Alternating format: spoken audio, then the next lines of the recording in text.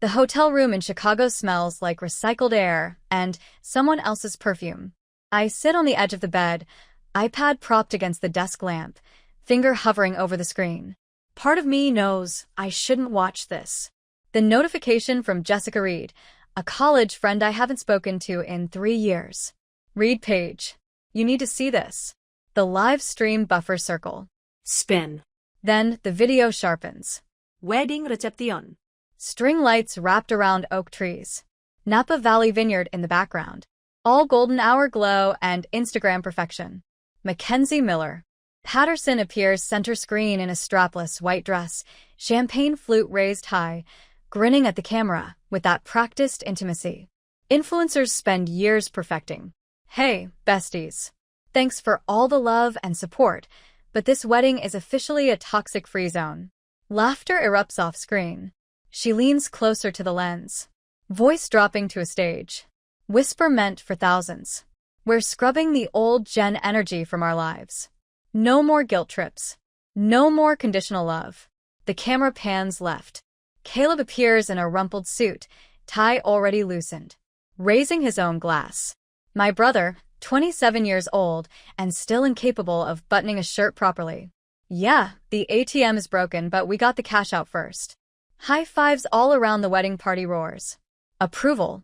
My breath catches once sharp like touching ice, then steadies. I set the iPad down with deliberate care. My laptop sits on the desk, power cord wrapped neatly beside it. Password autofills. 3 clicks. Bring up a file I created 2 years ago during a sleepless night after Caleb's third failed business venture. Asset revocation protocol. XLSX row after row of meticulous entries. Condo guest residency agreement signed November 2022. Ford Raptor registration transferred to company fleet December 2023. Credit card account number. Authorized user status active since 2020. Each asset Caleb uses cataloged with dates and dollar amounts. 5 years of enabling documented in Times New Roman size 11 font. My cursor drifts to the red highlighted cell at the bottom. Execute and I hover there. 30s pass. My hand trembles. The trembling pulls me backward. 13 years. I'm 22, sitting in a hospital corridor that smells like disinfectant and the particular hopelessness of oncology wards. Caleb is 14. All elbows and knees, his face blotchy from crying through the window of room 347. Our mother's chest rises and falls with mechanical assistance. The doctor had used the word minutes when he spoke to me in the hallway. Mom's eyes find mine through the glass. Somehow, despite the breathing tube, despite the morphine, she gestures me closer. I push through the door. Her hand squeezes mine with surprising strength. She can't speak. The tube prevents it, but she pulls me down, close enough that I can hear the whispered words barely audible over the ventilator. Rhythm. Promise me. Always take care of him. He's still just a boy. I nod.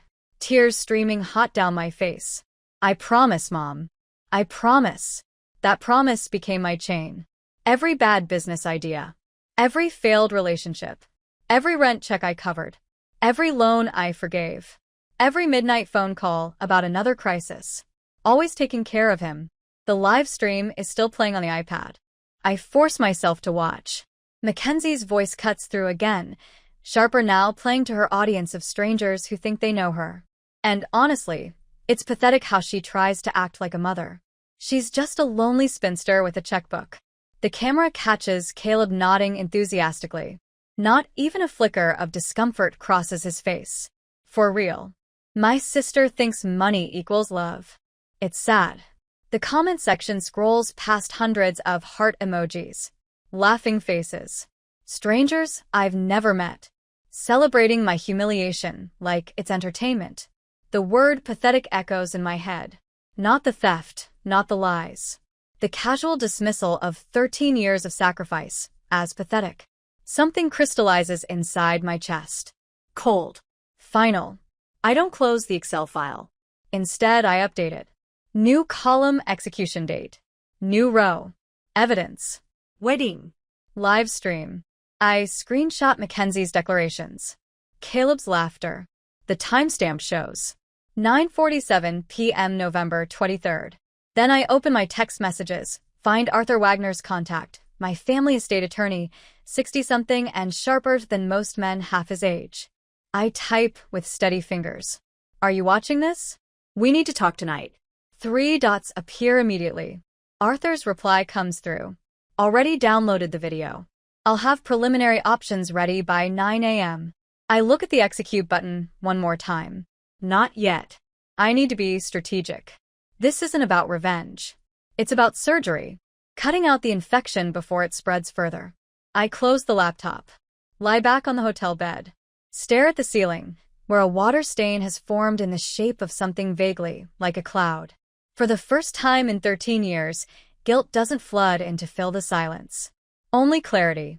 The following morning, Arthur Wagner's voice on the phone at 7:30 a.m. is grim. Not his usual measured attorney tone. Something darker. Paige. The live stream is bad, but there's more. I sit up in bed, still dressed from last night. The hotel room curtains are drawn, but light bleeds through the edges. My phone feels heavy against my ear. What do you mean? What do you mean? Arthur. Exhale slowly. The sound crackles through the speaker. I accessed your condo's security footage remotely. You gave me admin access last year. Remember 3 days ago. 11:47 p.m. Caleb entered your unit. My stomach drops. The coffee I ordered from room service sits untouched on the nightstand. Steam curling into nothing. I gave him a key for emergencies. This wasn't an emergency. He went straight to the display cabinet in your living room. The one with your father's vintage Rolex. The words hang in the air between us. I can hear Arthur breathing. Waiting. Arthur. Tell me he didn't. He broke the lock. Took the watch. I'm sending you the footage now. The video loads on my phone.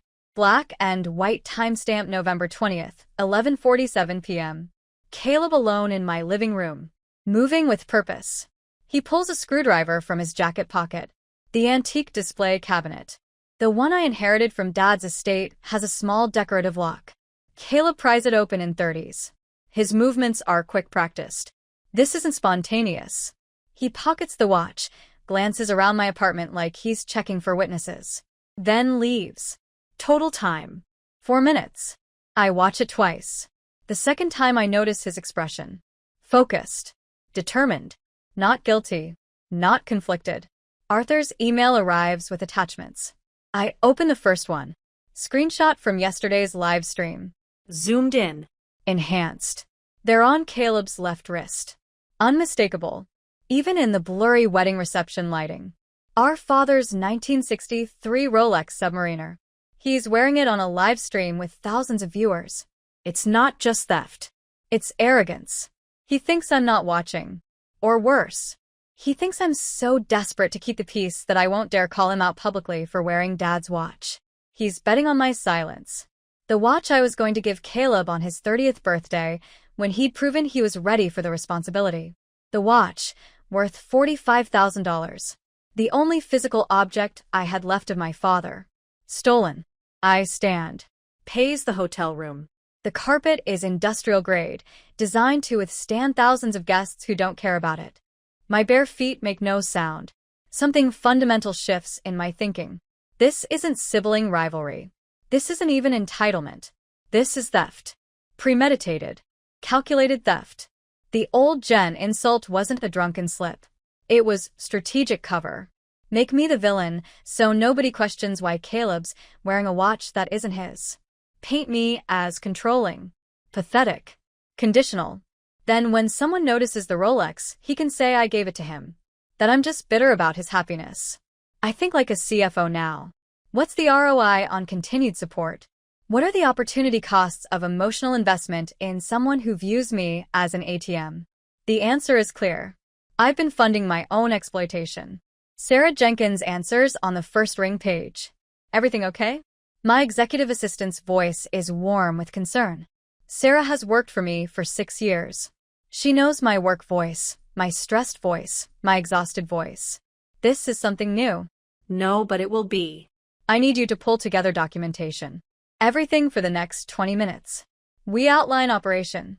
Cut the cord. 3 pillars housing Caleb's guest residency at the condo was never formalized. It's a revocable license, Arthur confirms.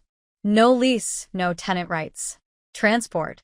The Ford Raptor is registered to my company as a business vehicle fleet asset. #height 47. When I bought it, I told him the company title was for insurance benefits. He signed the transfer paperwork 2 years ago without even reading the header to happy about the keys to ask questions. Finance. The credit card is an authorized user account. My name on the primary. Caleb. Spending privileges exist only because I allow them. Sarah's typing is audible through the phone. Rapid clicks that sound like ammunition. Loading. I'm creating a folder now. When do you want to execute? I look at the security footage still frozen on my screen. Caleb's hand reaching into the cabinet, taking something that wasn't his start with the condo termination notice. I want it delivered today. Later that day, by 4 p.m. Austin time, the email is sent. I draft it myself at my office desk, keeping the tone professional. Cold. Legal. Dear Condo Management, I am formally terminating the guest residency agreement for Unit 847. Effective immediately. Caleb Patterson is no longer authorized to access the premises. Please update key fob access and notify security. I will arrange property retrieval within 48 hours. Best regards, Paige Patterson. I hover over send for 15 seconds. This is my brother, the boy I raised, the teenager I drove to school every morning while working full-time and finishing my MBA at night. The young man I'd bailed out of 3 failed startups, always telling myself the next one would be different. My finger presses down the email pushes into the void. I open my bottom desk drawer at the office, pull out the framed photo from Caleb's high school graduation. He's grinning arm around my shoulders, eyes bright with possibility, 17 years old, and convinced the world owed him something. I trace his face with one finger, then set the frame face down in the drawer. When the tears come, I let them fall silently. The office is empty. Everyone went home hours ago. I cry for the brother I thought I had. The one who would have called me before the wedding. Asked my blessing, included me in his happiness. I cry for the promise I made to Mom. The chain I've worn for 13 years. I cry because winning hurts, but I don't stop. Mackenzie notices immediately. Day 3 of the honeymoon. She's scrolling through Instagram while Caleb snores beside her in the Napa Valley resort. His breath stale with last night's champagne. 0 likes from page 0. Congratulatory texts. No comments whatsoever. Her influencer instincts prickle. Engagement metrics matter. Sure. But family silence means something else entirely. She nudges Caleb awake with her elbow.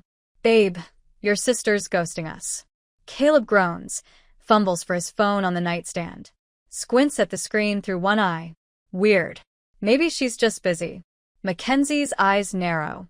She sits up, pulling the sheet around her shoulders. Or maybe she's planning something. We pushed hard with that live stream. What if she cuts us off? Caleb sits up, now suddenly alert. The unspoken fear hangs between them. The money could actually stop. Mackenzie's mind races with influencer logic. Offense is the best defense. We need to control the narrative before she does. By 9 that night, Mackenzie's new TikTok is live. She's perfected the concerned victim aesthetic, minimal makeup, messy bun. Sitting on the hotel bed in a tank top. The lighting casts soft shadows that make her look vulnerable. Hey, everyone. I need to share something really hard. Deep breath. Her eyes glisten, though no tears actually fall. My sister-in-law is trying to ruin my wedding. Not just emotionally.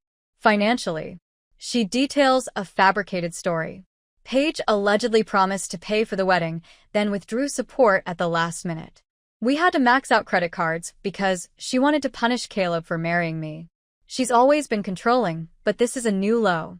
The kicker, she tags Paige's company, shows the logo on screen, mentions the name clearly. Patterson Logistics.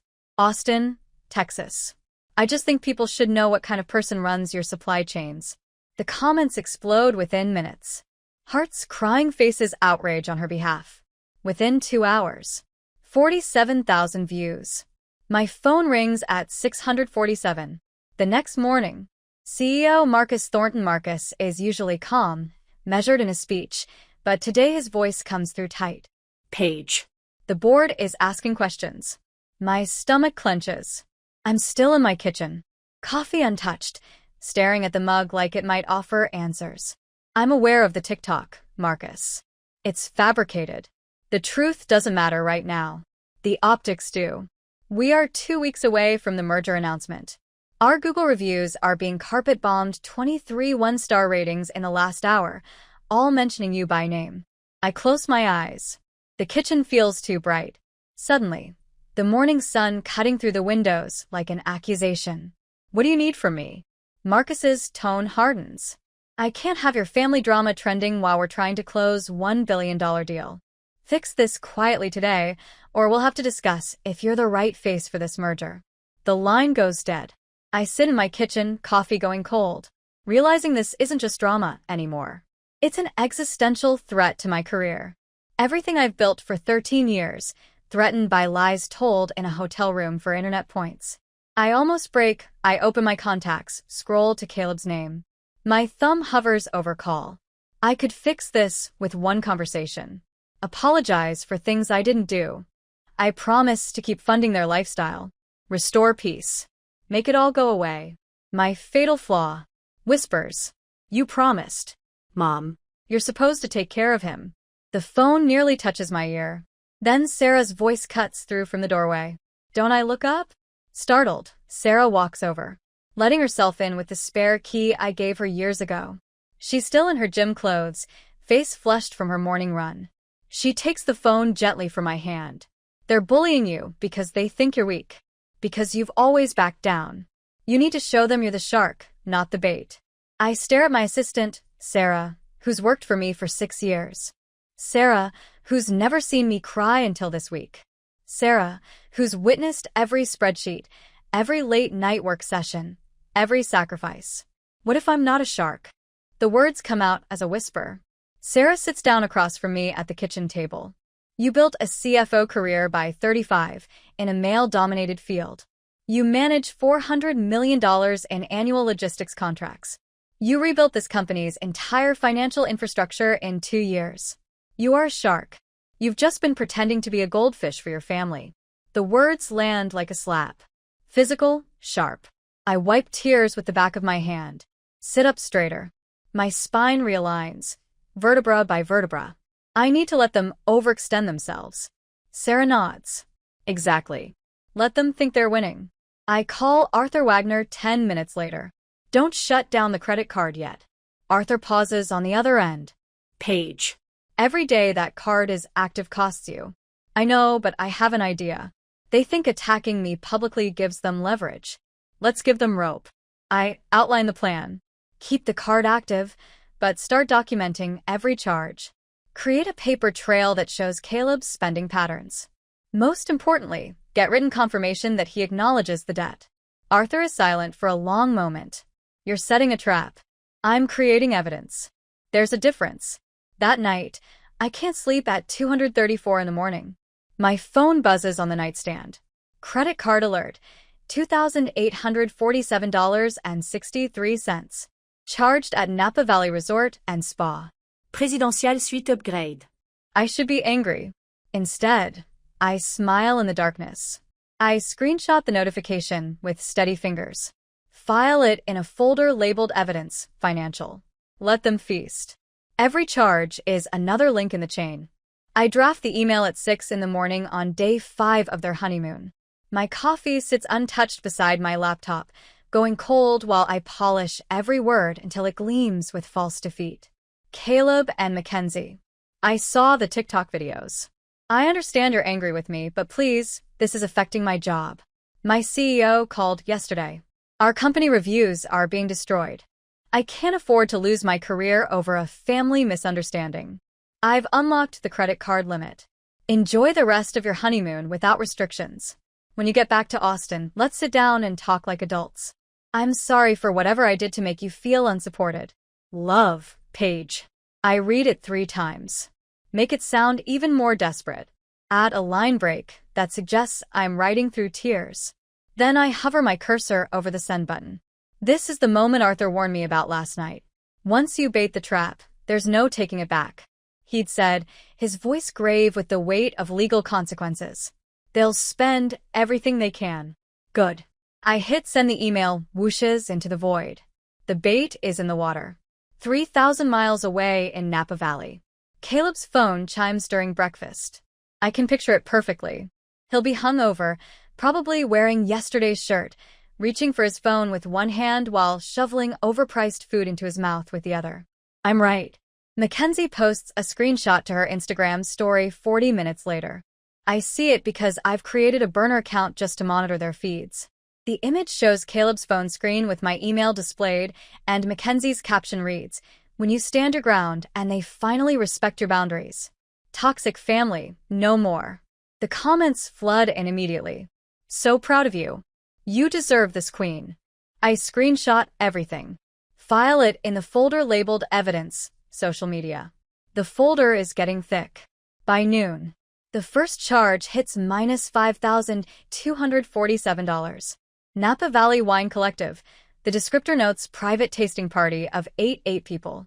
Neither Caleb nor Mackenzie has 8 friends combined, which means they're buying affection from strangers. Now performing generosity with my money to people who forget their names by tomorrow. I forward the transaction to Martin Reynolds, my accountant, with a subject line Evidence for Form 1099. See Martin calls within 10 minutes. Paige. Are you absolutely certain about this strategy? The tax implications for Caleb will be severe. 1. That's the point, Martin.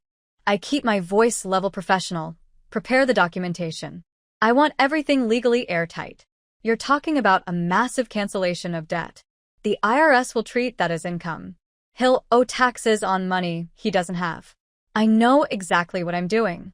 Martin sighs, but I hear his keyboard clicking. He's already working. You're more ruthless than most of my corporate clients. I learned from the best. The charges come in waves after that. Day 6 minus $12,500. Presidential suite upgrade for the remaining nights. Minus $3,400 at Gucci. The descriptor makes me laugh bitterly. Wedding recovery wardrobe. Minus $8,900 for a couple's spa package. Hot stone massages. Gold facials. Services. I've never indulged in myself because I was too busy. Funding Caleb's life.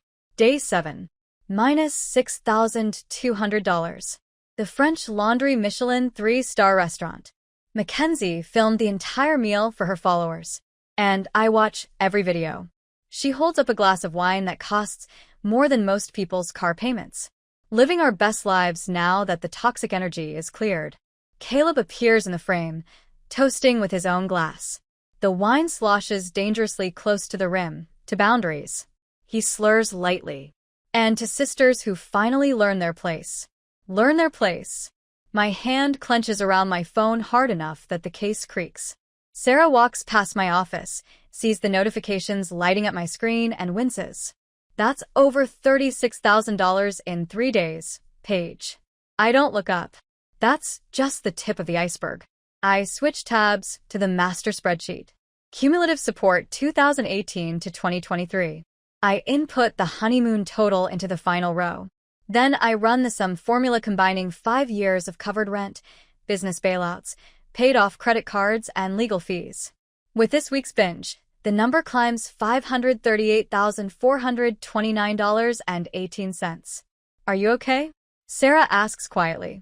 I'm fine. The lie comes easily now. Another charge appears while she's standing there. Minus $2,100. Napa Valley hot air balloon tours. I add it to the spreadsheet. The cursor blinks in the cell next to the growing total. Sarah lingers in my doorway. You know you can still stop this, right? Cancel the card. Cut them off now. No. I save the file with deliberate precision. They need to think they're winning. Let them gorge themselves. She leaves without another word. On the afternoon of day 7, I send one final email. I craft it during my lunch break, eating a protein bar at my desk while legal language flows from my fingertips. Caleb, just to be clear. For my accounting records, you acknowledge that all charges on the card during your honeymoon, 112.0 to 127 are your personal expenses and your responsibility to handle going forward. Please confirm receipt of this email. Best Paige. Professional. Bureaucratic. The kind of email he's seen me send 1,000 times to vendors and contractors. His response comes back in 4 minutes. Yeah, whatever. Old general, just pay the bill like you always do. I read it once, twice, 3 times. Screenshot. Forward to Arthur Wagner with 1 word. Gotcha. Arthur's reply is immediate. That's written. Acknowledgement of debt. Responsibility combined with your forgiveness documentation. This is legally bulletproof. Well played. I should feel triumphant instead. I feel empty. I close my laptop, pour myself a single glass of bourbon from the bottle I keep in my bottom desk drawer for emergencies. The liquid burns going down. Warm and clarifying. The office is empty now. Everyone else went home hours ago. Just me and the cleaning crew. And the hum of the HVAC system. I whisper into the silence. The trap is armed. My phone buzzes one more time. Another Instagram story from Mackenzie. She's holding up a designer shopping bag, grinning at the camera. When you marry up and your new family finally recognizes your worth. I don't screenshot this one. I've seen enough. Tomorrow they fly home. Tomorrow the trap springs shut. Tomorrow Caleb discovers what happens when you mistake patience for weakness. But tonight I sit alone in my office and finish my bourbon. The city lights of Austin glow through my window. Somewhere out there, my brother is celebrating his victory. He has no idea he's already lost. Day 8. 4:47 p.m. Austin Bergstrom International. I'm not on the flight. I didn't drive to the terminal. Instead, I'm sitting in my rental.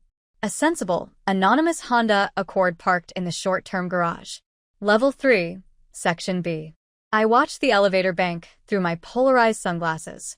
The door slid open. Caleb strides out first, dragging 2 designer suitcases I recognize from their shopping spree. $1,200 at the Napa Valley outlet mall. Charged to the card I'm about to obliterate. Mackenzie trails behind him, wearing oversized sunglasses despite being indoors. Nursing what has to be her 3rd hangover in as many days. She's tapping furiously on her phone. I think we got at least 4 sponsored posts out of this trip. I imagine her saying they head straight for the spot where Caleb always parks the Ford Raptor, always parked. Past tense. Now I check my mirrors. My rental is tinted nondescript. They won't look twice at a gray sedan. Caleb stops walking so abruptly that Mackenzie nearly collides with his rolling suitcase. What the hell? He circles the empty space like the truck might materialize if he just looks hard enough. Checks his phone. No notifications. No missed calls. The confusion on his face would be funny if my chest didn't feel so tight. A security officer approaches, tablet in hand. Can I help you folks? Caleb stammers. Actually stammers. My truck, Ford Raptor Black, was parked right here. The officer taps his screen license plate. Caleb provides it. I've memorized that number. The officer's expression shifts to professional neutrality. Sir. That vehicle was repossessed 3 days ago by Patterson Logistics. Said it was company property being returned to fleet. Mackenzie's face strains of color so fast. I can see it from 50 feet away. Repossessed. But, Paige said. The officer shrugs. I just scanned tags, ma'am. You'll need to contact the company. They take an Uber. $67 to downtown. I know because I'm watching the charge appear on Caleb's personal debit card through the financial monitoring Arthur set up. His account balance. $347.82. 3 days ago, it was $1,200. Napa Valley burned through cash faster than he could track. I give them a 10-minute head start, then drive to my downtown office. I pull up the condo security feed on my monitor. The camera angle captures the entrance perfectly. Caleb punches his code into the entry system. The panel flashes red. Access denied. He tries again. Same result. Caleb, what's happening? Mackenzie's voice climbs into a register that sets my teeth on edge, even through the monitor speakers. Mr. Rodriguez emerges from the lobby envelope in his weathered hands. I spoke with him this morning. Guest residency terminated. No drama necessary. Just procedure, Mr. Patterson. I was instructed to give you this. Caleb rips the envelope open. I watch his eyes, scan the letterhead. Wilson and Associates, Property Management. Dear Mr. Patterson, Your guest residency agreement for Unit 847 has been terminated effective November 24th. You are no longer authorized to access the building. Personal belongings have been placed in storage Unit 412 at Secure Store, Austin. Retrieval instructions enclosed. His hands shake a visible tremor, even on the grainy feed. He pulls out his phone. Calls me. I watch it ring on my desk. My name flashing on his screen. Let it go to voicemail. He tries again. Voicemail. Third attempt. His voice cracks through the audio page. What the fuck? Call me back now. Mackenzie is scrolling frantically through her phone. Babe, look at this. She shows him something. I already know what it is, because Martin sent me the confirmation 20 minutes ago. Time to arrive. Precisely when they'd be back in cell range. Subject. Important text document form 1099. See? Caleb opens it. His face goes black. He doesn't understand tax law. Never had to. Mackenzie does. Oh my God. She whispers, her voice trembling with genuine panic. Caleb, this isn't a bill. It's worse. What? What is it? She shoves the phone in his face. It's a cancellation of debt form. She's not just cutting you off. She's reporting all that money she forgave as income to the IRS. You owe taxes on $500,000, Caleb. We're talking like $150,000 in taxes we have to pay now. I watch him process this. It happens in stages. Confusion. Disbelief, dawning. Horror. The unlocked credit card. Not a peace offering. The accounting records. Email. Not bureaucracy. My silence. Not sulking. All those years of support documented their honeymoon binge, confirmed in writing when he replied, yeah, whatever. Old general gifts reclassified as forgiven debt $538,429.18. Legally airtight. Financially devastating. Mackenzie's shriek cuts through the audio feed. You said she always caves. You said she's weak. She is. Caleb's voice breaks. This is insane. She wouldn't actually. She did. Caleb, we're homeless. You owe the IRS a fortune. Your truck is gone. Other residents are staring now. Mr. Rodriguez gently suggests they leave the lobby. Mackenzie rounds on Caleb with pure fury. I married you because you said your sister was rich and generous. You said we'd never have to worry about money. You lied to me. She storms toward the street. Heels clicking, violence against marble. Caleb chases after her. Mackenzie, wait. We can fix this. We. There is no we anymore. I'm calling my mom. I'm going home. You figure out your own mess. She's already pulling out her phone. Thumb jabbing at the screen. An Uber arrives in under 3 minutes. She gets in without looking back. Caleb stands alone on the sidewalk. Designer luggage scattered around him like debris from a shipwreck. He watches her disappear. I watch him. I wait for something to surface. Satisfaction. Guilt. Triumph. Pain. Nothing comes. Just the quiet relief of surgery. Successfully completed. The tumor is removed. The patient will survive. I close the security feed, return to my quarterly budget review. The numbers demand attention. Unlike family, they make sense. 3 days after Caleb and Mackenzie return to Austin, Sarah buzzes my office intercom. Her voice carries that particular tension she gets when something's wrong, but she's trying to stay professional. Paige, Austin PD, online 2. I set down my pen. The quarterly budget review spreadsheet blurs on my monitor. Transfer it through. Officer Martinez introduces himself with the practiced calm of someone who makes these calls regularly. Caleb was arrested at my condo building. Criminal trespass. Resisting arrest. He tried forcing his way past Mr. Rodriguez in the lobby, shouting that it was his home, scaring elderly residents. He became combative when security intervened. Martinez explains. Bail is set at $5,000. I close my eyes. Picture Caleb in a holding cell. Probably still wearing those wrinkled designer clothes from the honeymoon. Probably confused about how he ended up here. Does he have anyone else to call, ma'am? The question hangs in the air between us. I know the answer. Mackenzie blocked his number. The day they got back. Our parents are 13 years gone. I'm it. I've always been it. I'll handle it.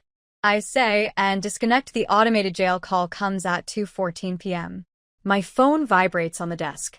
Travis County Correctional Facility flashes on the screen.